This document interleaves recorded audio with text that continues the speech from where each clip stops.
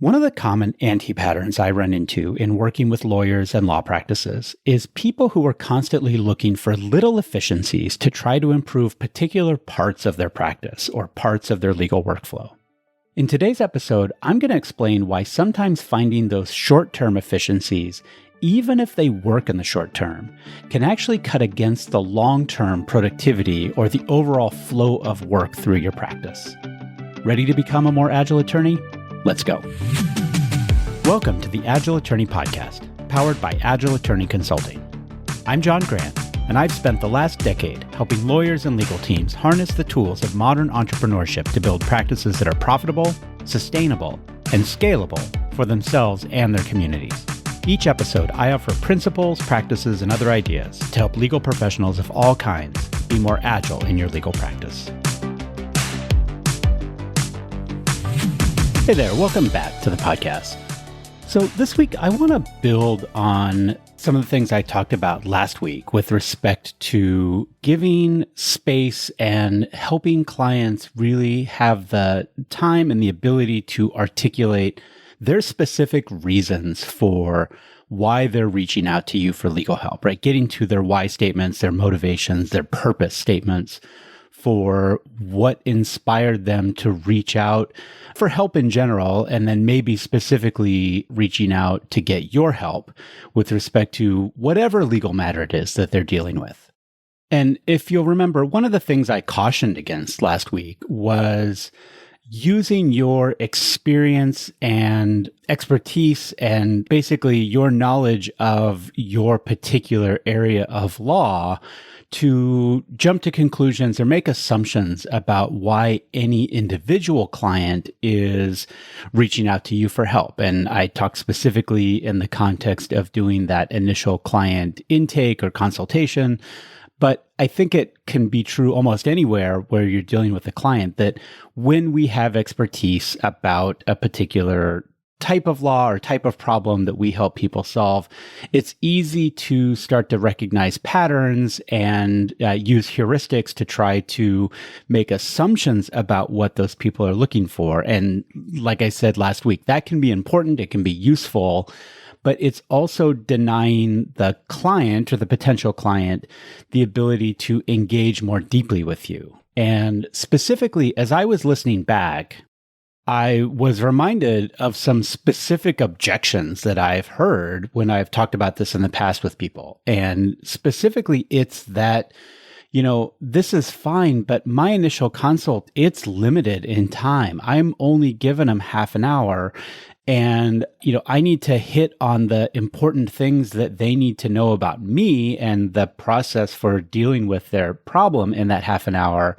I don't have time to listen to their whole life story. It's not efficient for me to listen to that.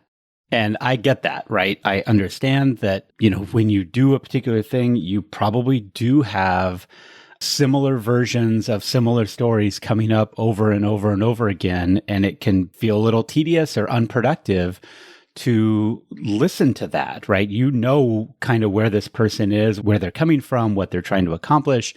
And it feels like it's more efficient to just cut to the chase. But I want to push back on that a little bit, because while I could agree that it is maybe more efficient within the context of that particular half hour, whatever it is that you give, I'm not sure that it's more efficient. In fact, I would argue that it is decidedly less efficient over the life cycle of your relationship with the client. And this gets back to a concept that I think I've talked about before. I don't remember exactly which episode, but it's the difference between localized efficiency and systemic efficiency. And one of the anti-patterns that is really common in legal practice and really any type of professional work is that we tend to be a little myopic and we tend to only see the efficiencies that are kind of right in front of us. And we're always trying to maximize our ability to do the next thing as quickly or efficiently as possible without realizing that oftentimes being efficient in those localized scenarios, whether that's local in terms of space or time or both, can actually run counter to the flow of work throughout the entirety of whatever it is that you do, your case, your matter, the help that you're giving to your particular client.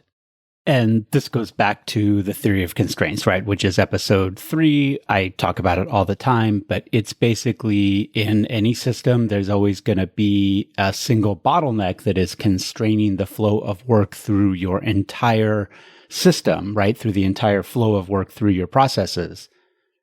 And in my experience working with all the firms that I've worked with through the years, one of the most common bottlenecks in a law practice is client homework, right? Getting information or otherwise getting activity back from your client that you need in order to move the rest of the matter forward. And if client homework or client engagement is your bottleneck, at different phases of your practice, right? Whether it's the information you need to draft a particular document or set of motions or pleadings, or whether it's getting the client to review something that you've already created, the key to making sure that you get that back in a timely fashion, and also that they do good quality work for whatever it is that they're supposed to do, is to help make sure that the client is engaged, right? And that they are really seeing themselves as a key part of the outcome that you're trying to help them achieve, and that they're not just relying on you to do all the work. One of the things I talk about, and in fact, well, I'll tell you a story about my time in Big Law. And my time in Big Law was as the head of legal project management for an AmLaw 150 law firm.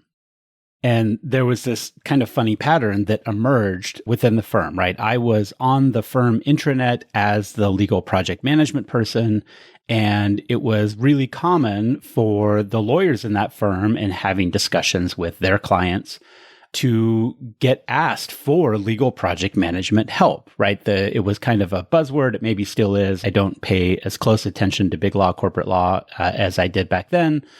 But the ACC, the Association of Corporate Counsel, was very specifically recommending to in-house lawyers that they ask their law firm partners to use legal project management because it helped make things work better, right? It was more efficient in the long term. It ultimately was a little bit cheaper. And so these lawyers would get pushback from their corporate clients and say, they'd call me up. And sometimes it would be an email, sometimes it would be a phone call. And they would say, hey, the intranet says that you're the legal project management guy. And I got a client that says that we got to do legal project management on this case, this matter. And I need you to do your thing. And I would always pause for a minute and sort of push back and really ask the lawyer, so why is the client looking for legal project management? And, different lawyers engaged with it at different levels. I don't want to make it sound like everybody was like clueless to it, but it also wasn't uncommon for people to say, well, it's just the buzzword, right? It's the thing that clients are doing now, and we got to jump through this hoop. And, last year it was a different hoop, and next year it'll be another hoop still. You can kind of imagine sort of the old salt lawyer that is, maybe got a lot of experience, and they're not entirely wrong, right? These flavors, they do cycle through, but whatever it was, they were sort of dismissive of the concept. But in any event, I would always say a couple things to that lawyer. And one of them was, well, I am happy to work with you on this legal project management and set up a project plan and communication guidelines and all the things that I knew how to do in the context of that work, but I wanted to make it clear to the lawyer that this is something that I need to do with you. It is not something that I can do for you, that I'm not the expert in the matter. And even more, we actually need to do it with the client. We need to engage all of the people that are involved in solving whatever problem it is that they're trying to solve, so that we can manage it like a project and use the tools of modern project management in order to get a better outcome, a faster outcome, a cheaper outcome, maybe some combination of all three for this particular matter. And, as you can imagine, that didn't always sit well with the lawyers. Like, I'm too busy for this. I don't want to do this thing. And, I get it, but I held pretty firm that it wasn't just something, and, for me personally, it wasn't something I was going to gloss over. I feel passionately about the role of project management and process improvement in improving outcomes for certainly the clients of legal work, but ultimately for the lawyers and the other legal professionals as well. But that's not what this lawyer was looking for, right? They wanted a check the box activity. The other thing that I would say is, and this is related to that, doing things cheaper part of it, project management is about doing the work more efficiently, but that efficiency really comes from getting things organized so that we prevent a lot of rework. And, frankly, the reality in a lot of hourly billing practices, and certainly this particular practice, was that rework is still billable work, right? Getting back up to speed or revising documents or all of the little inefficiencies that are just inherent in kind of typical law practice were adding up to, 0.2s and 0.3s that wound up on the client bill. And that, number one, generated revenue for the firm. Number two, it helped the lawyer get to their billable hour targets faster, right? It all was something that was subversively useful to the lawyer and to the firm. And I wanted to make clear that by using legal project management, we were going to actually eliminate some of that. And I wanted to make sure that the lawyer understood it and to some extent was okay with it.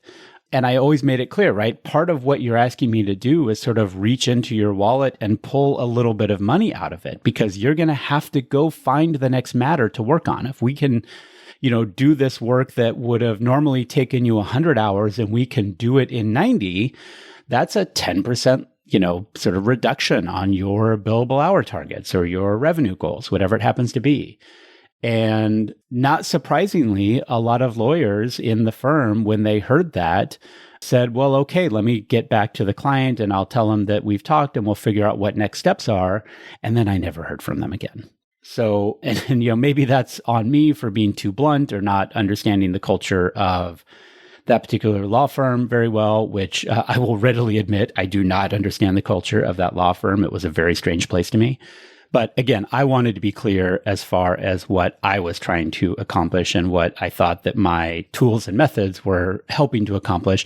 And I also did make it clear with the lawyer that, look, ultimately, this is going to improve your relationship with this client. So while you might lose 10% of your hours revenue, whatever, in the short term on this particular matter, this is going to improve your relationship with this client, hopefully increase the stickiness of that relationship. And so it's going to make you and the firm more likely to get more work, repeat work from this client over the long term.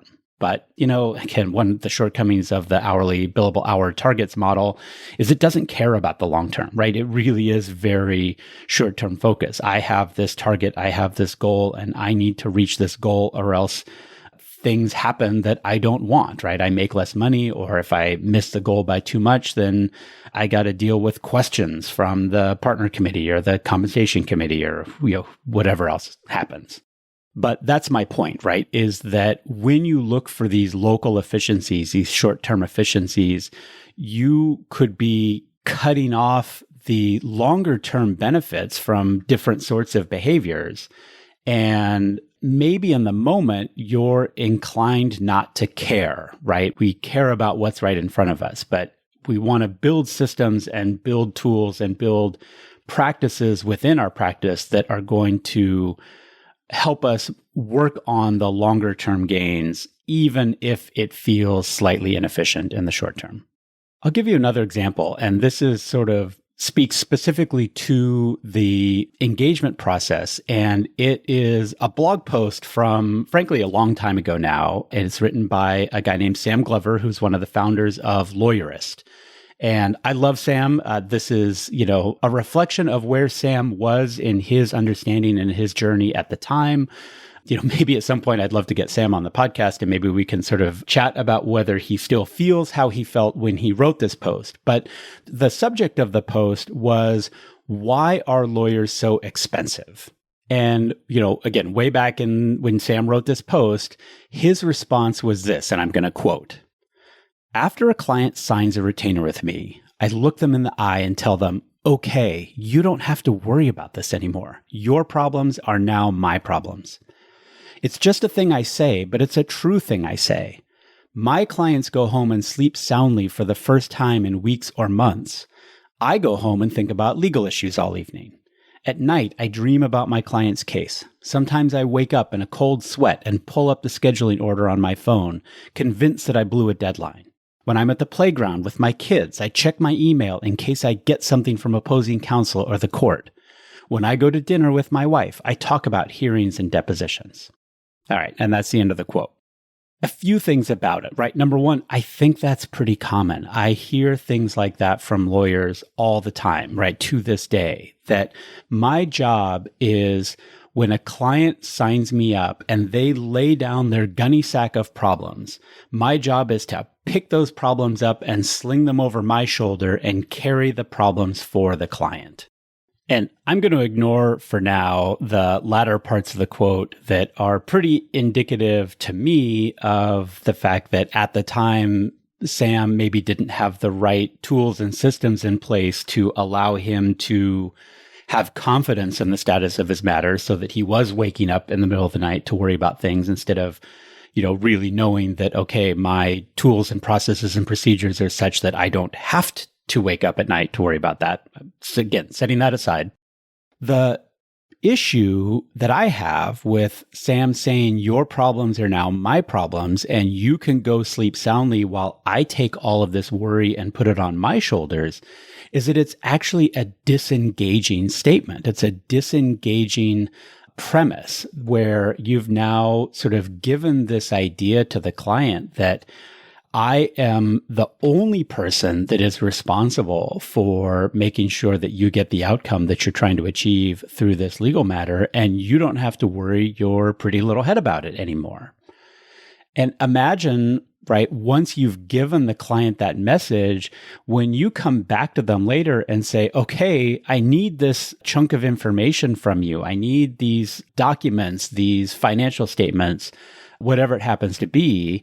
Part of what they're saying in their minds, or maybe not saying, but what they're experiencing is, well, gosh, that's a mixed message. I thought you told me you got this. You're telling me that I just cut you this big old check and now I still have work to do? That's not fair. And they sort of disengage. They drag their feet around it, or they don't fully understand why it is that you keep coming back to them and maybe even are getting frustrated with them for their lack of ability to produce the thing that you want. And it's largely because that's the message you gave them, right? Again, using Sam's example.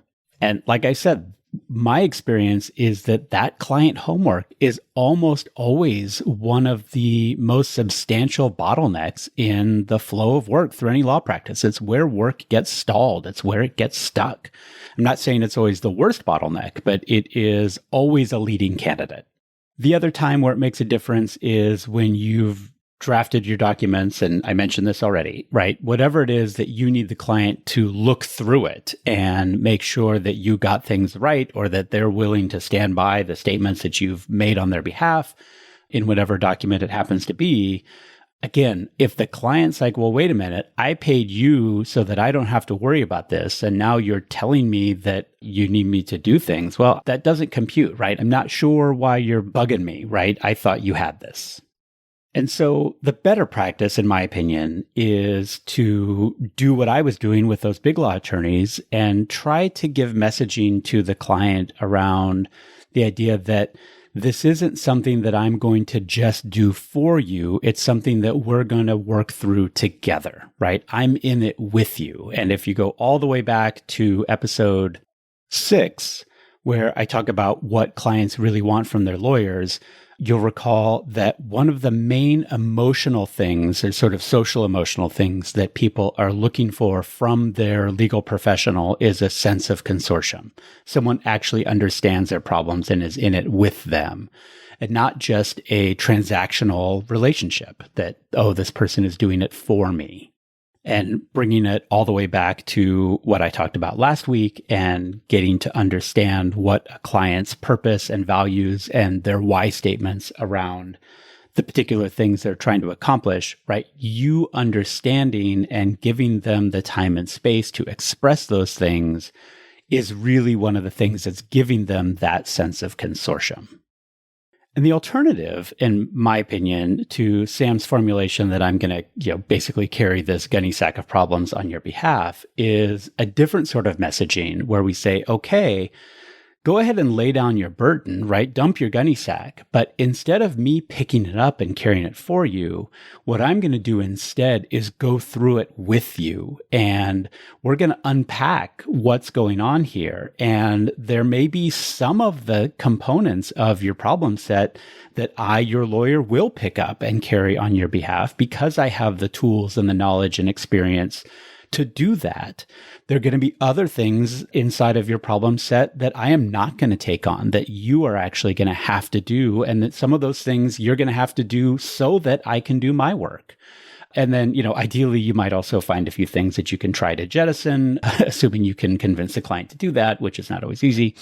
But again, the idea that I want to get across is that if you give the message, the seemingly efficient message, right? If you're saying, hey, rest your head, don't worry anymore, it's a great way to end the intake or end the client conversation and, maybe get them to feel better about the rate that you're charging. And that's okay. But if you do it in that microcosm of my goal is to get this person off the phone and quit bugging me about money, that can have these long-term impacts on their level of engagement with their matter and your ability to help them with their matter throughout the course of the work that you're doing. So my challenge for you, or my encouragement for you, is beware of these little things that you might be doing in your practice that are helping you be efficient, or at least you think they're helping you be efficient in a particular situation, right? A short-term scenario, and question whether they might be working against you in the long term, right? Or flipped another way, think about the long-term goals of your work and your representation with the client and try to be intentional about designing systems and messaging that is going to really help you engage the client and do that work effectively over the entire life cycle of your representation, as opposed to just trying to get certain things done really quickly so that you can move on to the next thing. Thanks for listening to the Agile Attorney Podcast. I'm your host, John Grant. If you found today's episode interesting or useful, please share it with someone who you think would benefit from a more agile approach to their legal practice. If you have any questions, feedback, or maybe a topic you'd like to hear me cover, you can reach me at john.grant@agileattorney.com. To help other attorneys and legal professionals discover this podcast, it helps a lot if you could rate or review me on Apple Podcasts or Spotify. And of course, be sure to subscribe in your favorite podcast app. This podcast gets production support from the fantastic team at Digital Freedom Productions, and our theme song is the instrumental version of Hello by Lunara. That's it for today's episode. Thank you for listening, and see you next time.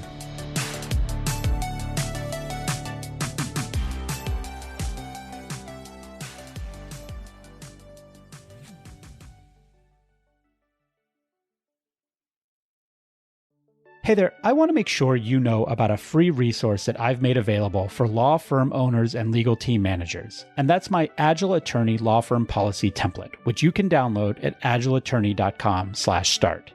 One of the core practices of Agile improvement methods is to make policies explicit.